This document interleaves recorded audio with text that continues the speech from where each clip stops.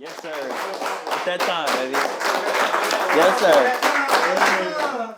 Hey, man, you got Stafford, and I'm hyped as hell, bro. Man. Y'all don't even know. We excited. What you call him? I got a legend next to me, and I just want to say, I'm not trying to get all serious, but I'm just thanking God just allowing us to take this next step on this journey. Yeah. I just wanted to give you a nice introduction on everything we got going on. Yeah. JMath, DJ Lunatic, Indeed. what you call him, somebody that's one of my dearest friends, a best friend of mine, somebody I just want to grow with and just take this journey to the next level with.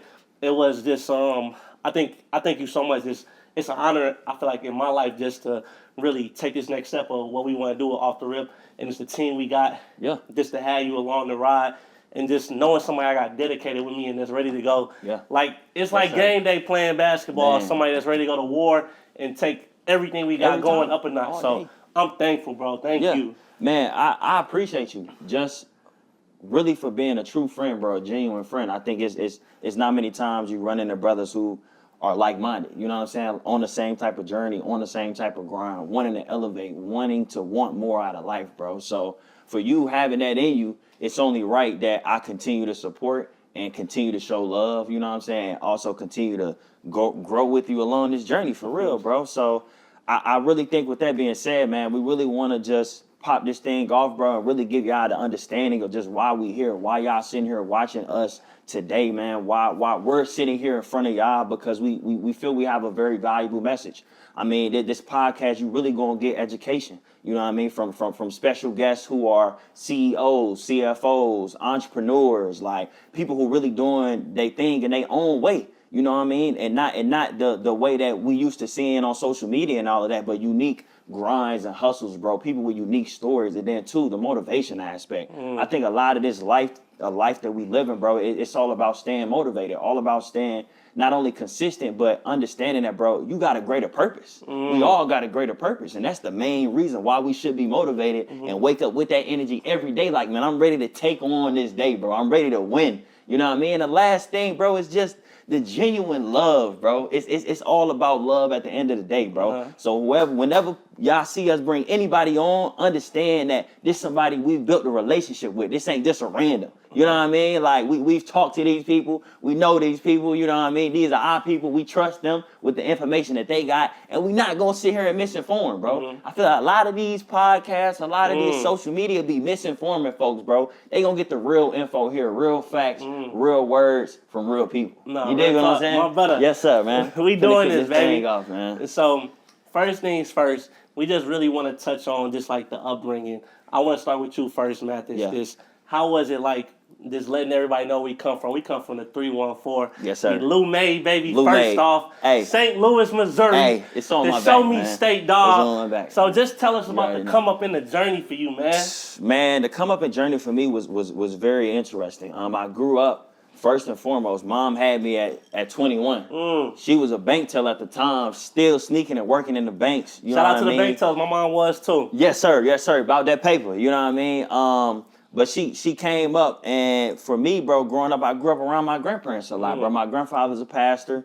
My family is very big, bro. We're super family oriented, bro. So a lot of faith, consistency, and hard work was instilled in me at a young age. I had a big sports family, so all of my cousins, we was all in competition with each other all the time. I know y'all understand how that feel when your other family members hooping and while you hooping and your family got to choose between your game and your cousin game. They're like, oh, well, you know, they going to show up for both regardless. But it's that natural competition that was in my family. And I felt like growing up that allowed for me to understand what putting in work actually looks like, bro, what dedication really looks like. And beyond that, bro, I mean, for real, bro, my family really grew up authentically, bro. It wasn't like we were struggling too much for anything, bro. I grew up in my grandparents' house, you know, with my aunts and my uncles. We was all in there thugging it out, you know what I mean? Grinding, everybody on their own separate mission, bro. I grew up around some very intellectual individuals, bro. Grandfather, again, words of wisdom is endless coming out of him, bro. So I'm always going to him for wisdom and to absorb that, bro. And honestly,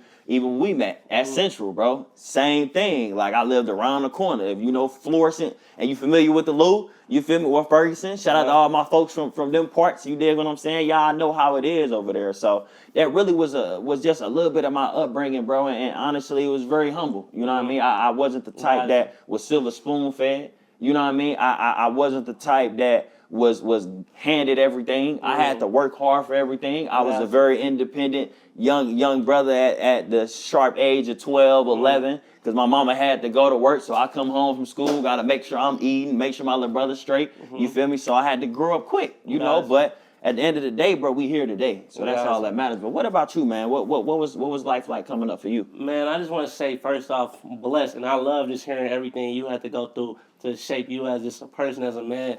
Your family definitely did a good job on just making sure you're an intelligent, genuine young man. So, you know what I mean? Stuff like that means the real, and just having people like that in my circle, I'm grateful for it, man. But for me, honestly, Matt, I say the biggest thing, like, is just being blessed, like you said, just come from, I would say, a mother and father that's really just implanted so many seeds and just allowing me to grow up and be such, I would say, a God-fearing man where people just always helped me since a youngin' to now. I've never can say that people ain't extend their hand and just make sure I was straight. So I just thank God, honestly, for the village and just for the household around me. It's always been, I would say, somebody that just made sure they was looking out. So I can never say, even till this day, with off the rip, everything we got going on, that I did anything by myself. I'm just grateful. God has just planted so many seeds. It's coming from St. Louis. My dad's from St. Louis. My mom's from Detroit. So I feel like Midwest in a way. You know, 314, 313, I rep both in a way, but St. Louis is my home. That's where I come from. That's where I was built. And just, I would say, I think my story really started off like in high school with everything. Just going to Central. I think that's where everything navigated and just where things were stamped. You feel me? Just from playing ball to just trying to get to that next level was, I would say, this below average basketball player just trying to make the team, being cut year by year, and just God having grace and just putting me around the right people. I'll never ever change up, like, to come up in no type of way. I feel like it truly built me. I think Hazelwood Central, I wouldn't be nowhere, not the person I am today without going through that grind. Shout out B. Gilmore, shout out Coach Martin, all the people that played a part in that. But I'm just blessed, man. But you know, St. Louis. It's been a journey, bro. It's been a journey. It's been a ride, bro. Because it's been a journey. Routes could have went 100 different ways. You know what I mean? But God has truly had His hand in protection on everything that's paved along the way. So I'm just thankful. I think that's the biggest word, is being thankful. Man, so how do you feel like Central played a role in your life, bro? Like how pivotal was that high school experience? Like take me to that time when each staff was walking in the hall, C hall, A hall, B hall. You know what I'm saying? Like what type of student were you? What type of person were you at that time, bro? I think, honestly, that's where I was built. That's where I found myself. I tell everybody, I think around like that 14, 15, 16 years old, like, I think that right there, them years are like crucial, I think, for any kid, because it pivots on what direction you're going to go, what you're going to become, who you're going to be as a person. So Central, you kind of got the best of both worlds. I would tell a lot of people our high school, like me, Open Earl was just talking about before you go, since like 4 to 6, before everybody got here for like 2 hours. Just, it's really like, we really lived a movie. Oh, for sure. Like, for sure. I don't think people understand, like, we really lived a movie. Man. And, like, I know people be like, you talking about high school was your best life or whatever. You know what I mean, Elaine? But I ain't gonna fake it. I'll kill to go back to high school. I had such a good time. I enjoyed myself every day. I was around so many people I loved.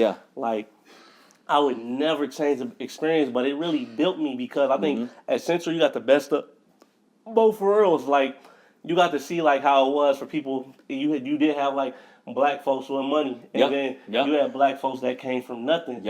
So you got a little bit of like both worlds on how everybody kind of lives. So it was definitely I would say, an understanding coming into like real world. Like, everybody don't come from the same background. Everybody don't come from the same household, parents, all that in. So like, people have different, I would say, upbringings. So it really made you think about a lot of stuff different, and made you learn fast in a way. For sure. Because you could get yourself in some stuff quick if bro. you're not really realizing what's out there. When I tell you, bro, it was like you had your drug dealers, you had your super smart, you know what I'm saying, student athletes. Then you had your folks that just was dumb smart for no reason. And then you had motherfuckers who was good at acting or dancing or whatever, bro. Like, it was a melting pot almost. And I feel like for me, from my experience, bro, I was a very well-rounded student coming in, bro. Like, freshman year, a lot of students was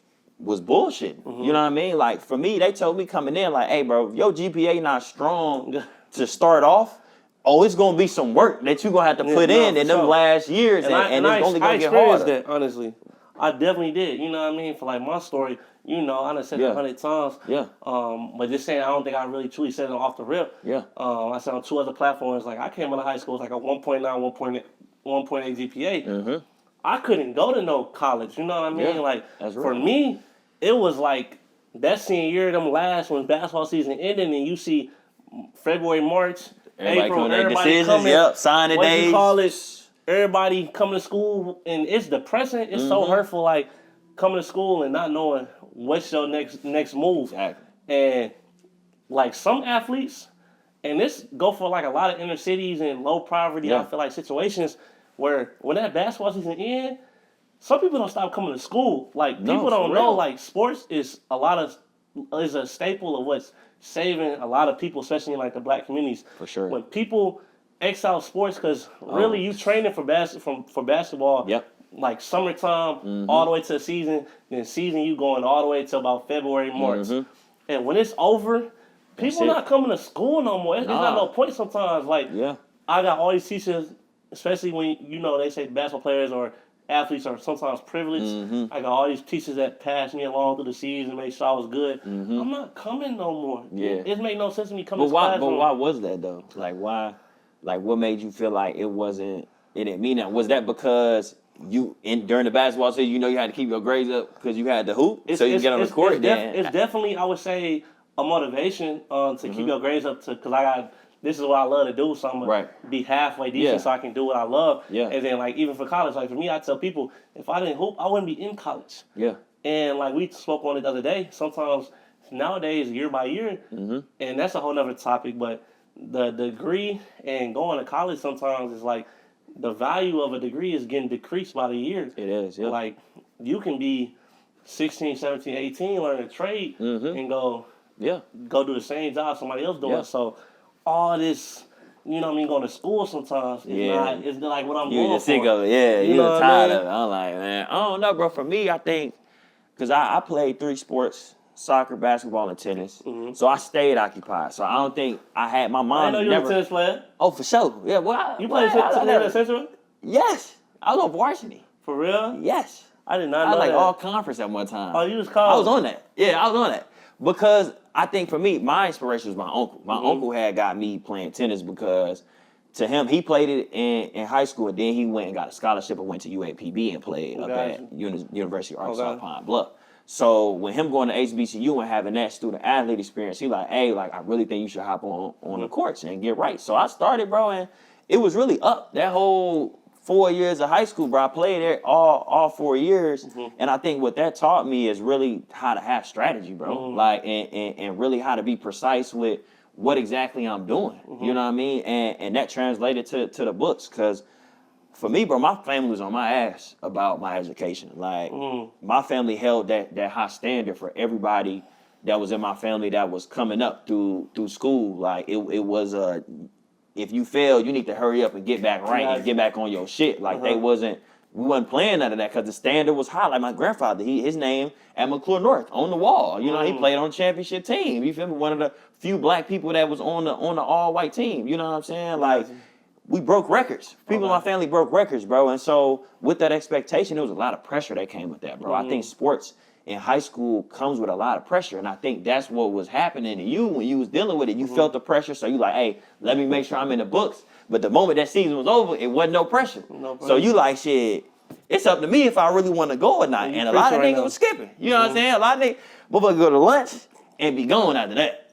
Like, no cap. Like, hop in the car, be gone. I used to see all my partners. I'm finna go get some food. up at Penn Station, or I'm finna go to McDonald's or Hooks. We finna go over there. He talking about Hooks. And they he don't come back. Memories. I forgot about Hey, Hooks. Hooks was popping back then. Hooks was straight popping, and they do not come back, bro. And they used to really throw me off too, because I just was like, I always wondered why. Because I knew that I wanted to go to college. Like, I knew that was a goal for me, because I felt like I needed to accomplish that. I didn't think that I was going to end up going to Morehouse. You know what I mean? I thought that it was just going to be a local school, and I was just going to go to school for free.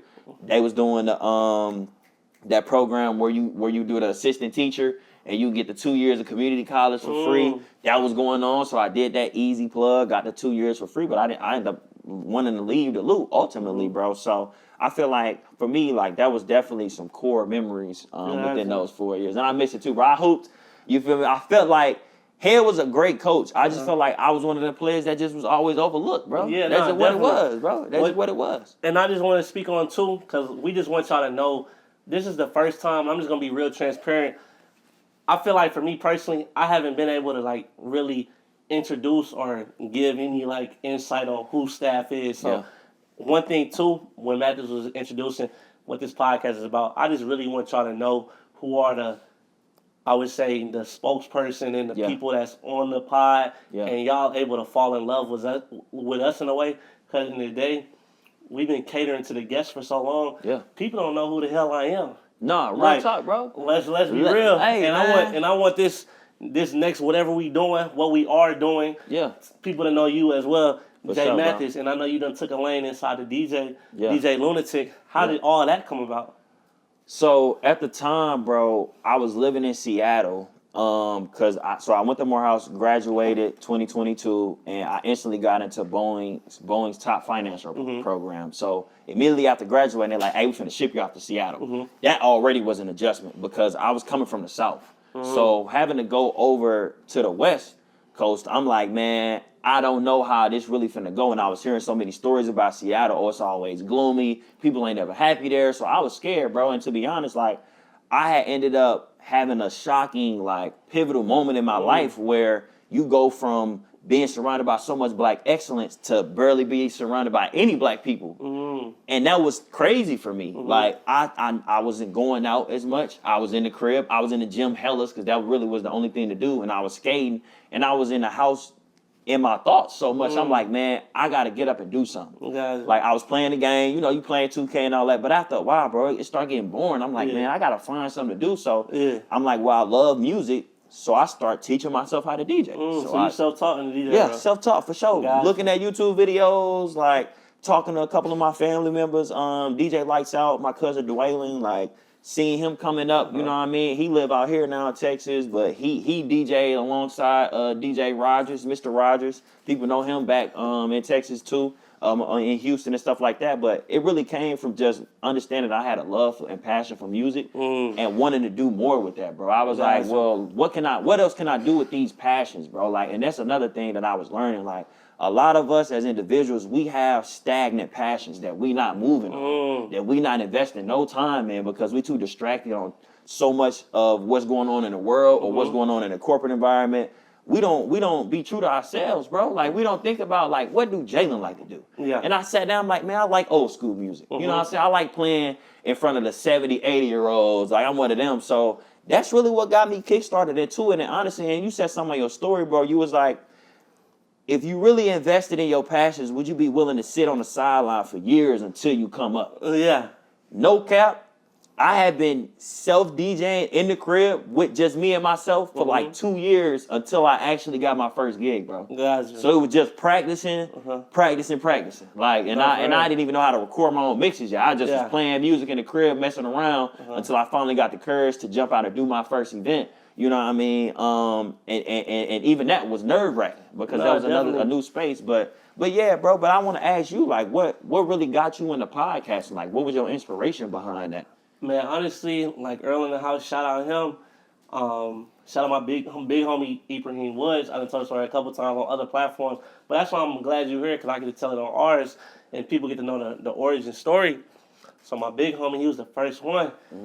Hit me up. He wanted me to do, like, blogs and, like, vlogs at the time. Like, that's when I think in 2020, when, like, media was really like a new space in a way where you got to start seeing podcasts and people doing all these different type of things. I think like I'm not trying to mention no names, but like DDG and all them start doing their things was popping. Yep. So my big homie like, hey, you need to look into this. I'm a hard headed individual sometimes. Yeah. Especially at that time in like 2019, 2020. I'm only 20 years old, 19. I'm not really like trying to do nothing extra. I'm just trying to hoop, go to school or whatever, and call it a day. Yeah. And play 2K. I was playing 2K a lot For at that time. So I really do believe in like signs of God and just like other people saying things. And Earl had hit me up. We talk every day as well. At the time, he like, man, Staff, you would be a good media space. He like to talk. I think at my next college, my degree my major is actually communication. So Earl hit me up like, hey, you need to look into doing like a podcast. Yeah. I'm like, dang, my big homie just said that. This must be like a sign. It's like winter break. God gonna validate it, bro. So I'm like, man, I'll do a podcast if I can just do this with my homies. At the time, we had ended up starting the podcast. It was me, Earl, shout out Quan, J-Mo. J-Mo and Ev. So it was us four. We started off. Man, that first time we was in the studio, we did terrible. I think we scratched every episode. We wasted all money. We put the studio out for like 2 years. I'll never forget that in my life. But it was what built us and what got us here, man. Sure. And like big shout out to them for real because like I was on the stream the other day and like one of my homies said they built this too, and I just want to let that be known. Without like J-Mo, F, Earl, none of this stuff would be built. Earl's still a part of our team, but just other people that not a part of it no more. None of this would happen. So I just want them to know that on camera. I'm thankful for them. You know what I mean? My brothers for life. It's nothing but love. And what you call it? That was the start, man. And just I would say just year after year, just trying to be better. I would say me, J-Mo, Ev ended up falling off from it. Me, J-Mo, and Earl ended up still doing. We ended up transitioning over to guest when Ev fell off, and that had what you call them picked up a little traction here and there. I wish we would have kept doing the topics episodes because like people was like we kept doing the topic episodes, we would have been took off. You know what I mean? But it's life. People go different ways. It's like a live and learn situation. So then after that, a year after that. J-Mo ended up falling off, you know what I mean, personal life stuff. No bad blood, but just he had to handle stuff in his life. For sure, Then me and Earl, what you call it, was doing podcasts with guests. Earl was on that job? Me and Earl. He was in front of the screen He was in front of the screen. Earl don't be saying nothing. He was on the podcast. It was me and Big Money Eve, dog. So Crazy. It was me and him. And then we just took like a real big break. And then Earl got into his career, college, a lot of stuff, you know what I mean? He just had to handle on his end, trying to focus on what he's truly passionate about. He fell out of love with being behind the camera. So it was like a big thing on me, like Staff, Earl in my ear, like Staff, this will be big for you to just continue this. If you really love this and want to do this, and even just, I would say, building myself. And I'm more hungry and more passionate now than ever, I feel like, because I feel like God wouldn't send me on this path if he didn't have a journey already written. Because, like, I think I told somebody the other day, I don't remember who I was talking to. I think I was talking to Ope last night, honestly. I told him if I was still all four of us, three of us, two of us, I would have never got them individual talking skills like how I feel like I have now. Like, and more comfortable, confident. I feel like now, like, it's over easy. with. You know what I mean? Like, I really easy. feel like we coming. Yes. A lot of 20-year-olds not doing this, and a lot of people are in the media space, but a lot of people aren't putting their face and aren't consistent. So I'm just thankful to be one of them few, one of them 10%ers, whatever you want to call it, that's in this space. And thank God for the team believing me to keep pushing it. So I feel like I learned so much in this last year where, honestly, and shout out to freaking Oaf. We were just talking about it last night. I did 3 videos by myself where I'm just kind of winging it. I had a team, but I'm just getting like different photographers, and I'm just pressing record on the camera. And it was probably the worst 3 videos. Good content. Great content. Great interviews.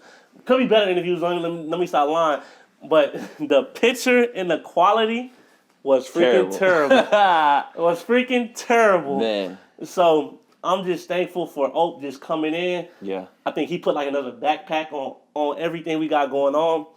And a true friend. And this is gonna be something because I want to do an episode with him soon. For sure. But I honestly was about to cut Hope off one time. For real? Honestly, I got mad at him. You What know how I am. happened? I'm quick. what happened with I'm that? quick. No, I'm you definitely quick to cut him I'm quick. off, bro. So St. Louis niggas. communication be bad sometimes. Okay.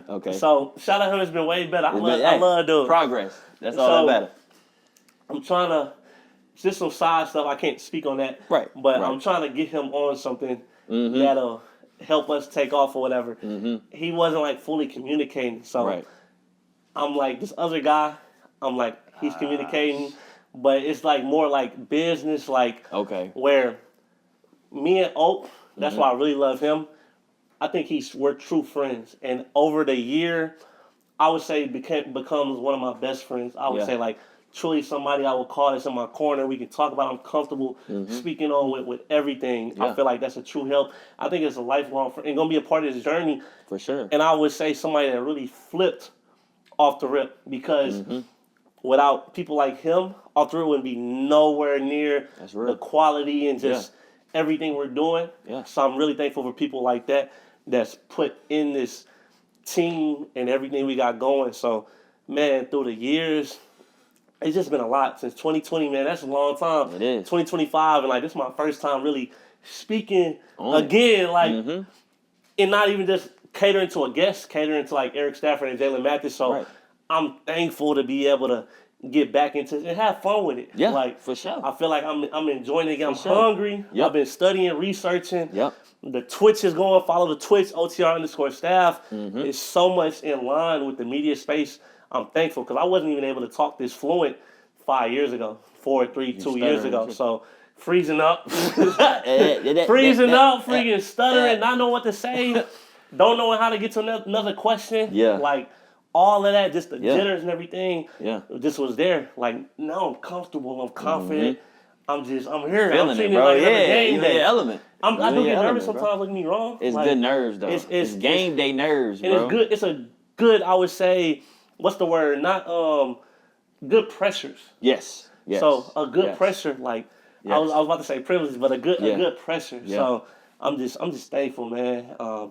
We and you, like I said earlier, Mathis, when I introduced you, I'm thankful because I truly think with you, out of all the names I wrote down, like who could we take this to another level with? I talked to Earl when it first, and he gave a blessing.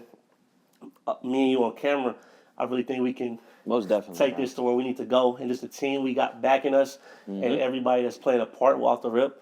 It's only but time. It's a lot in store, bro. You know what I mean? So a lot in store. It's up from there, man. Like it's one of them, Mathis. Yeah. It's one of them. Hey man, it's a great time that we in. I feel like the biggest thing that even I've absorbed from your story, bro, is persistence. Like, and not only persistence, but you had enough courage to just try. I feel like a lot of people be sitting on dreams, bro. Yeah.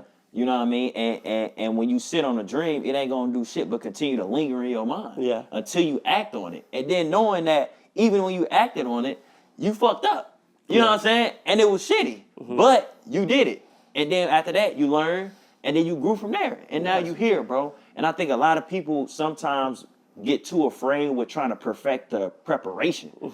And instead of just getting into it, bro, like one can only be so prepared. You know, especially if it's the unknown, especially if it's some shit that you're not accustomed to getting into and you don't really have a lot of knowledge on or understanding of initially, bro. But the fact that you had enough courage to jump out there and do it, that showed a lot. And I think for me, that resonated a lot because even in my journey with going to Morehouse, bro, like that was a different atmosphere. You feel me? Like I'm around elite black men that's on they shit. They coming from high school, top of their class, valedictorians, motherfuckers president of each and every club you can imagine, and here I am, just a nigga from the loop. You know what I'm saying? Like I got my accolades, but I ain't over here president of the student council, shit like that. Nah, but I came in with a genuine curiosity because I'm like, well, I see a lot of niggas walking around here with suits on, so something must be going on in this motherfucker. And I like to dress nice, personally. And it aligned with me, bro. But I think, too, the process and the environment in college, bro, that people tend to experience, too, is, bro, it be a lot of haters in college, bro. And not even just college, in the real world. And it translates. It all translates. It starts with your mom and daddy. It all translates, bro. And I think the biggest part was, and my grandfather always instilled in me, bro, is be confident in who you are and whose you are. No, real talk. You feel me? Because if you're not confident in yourself, in your own personal brand, then you're not going to be of value to nobody in no situation, and you're not going to show up your full self in no environment. You know what I mean? Like, if you ain't got the confidence to feel like you that uncommon man amongst uncommon men, then shit, you don't deserve to be in a room, bro, because I can't lie. It was at Morehouse, bro, I was walking in rooms and classes and motherfuckers is 4.0 straight. You feel me? Like, got the whip, got the crib, whatever, family set, did doctors, lawyers, all that shit. And I still felt confident. You know what I'm saying? I still felt like I still had something in me that was different from everybody else, bro. And I think, too, that was something that stuck out about you. Even with this podcast, bro. It was something that was different in you that you carried with you. And people gonna see it. The right people that's aligned with you gonna see it. And that was another thing, bro. It's important that you choose the right friends, bro.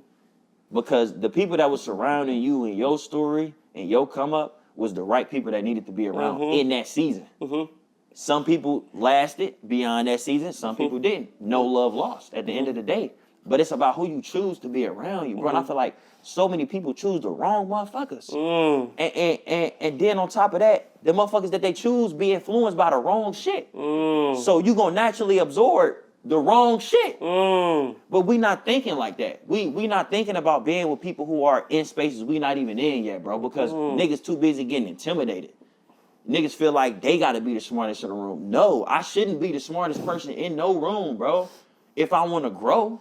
If I don't wanna grow, cool. I could be running all this shit. You know what I'm saying? I could be doing all of this. I could be DJing and going from location to location. But nah, I'm trying to connect with the motherfuckers that's really in the game 30 years in or whatever, so I can get some game from them. No, real talk. Real shit. Cause the sooner I can map out my journey and my story from others' experiences, the better off I'm gonna be. So that way I don't bump my head the same way that they did, but earlier, bruh. So it be a lot to this journey and to this life shit that I feel like this podcast is gonna touch on, bro. You know what I'm saying? Like, on some real shit. Like, it's all about the genuine development of one's mindset.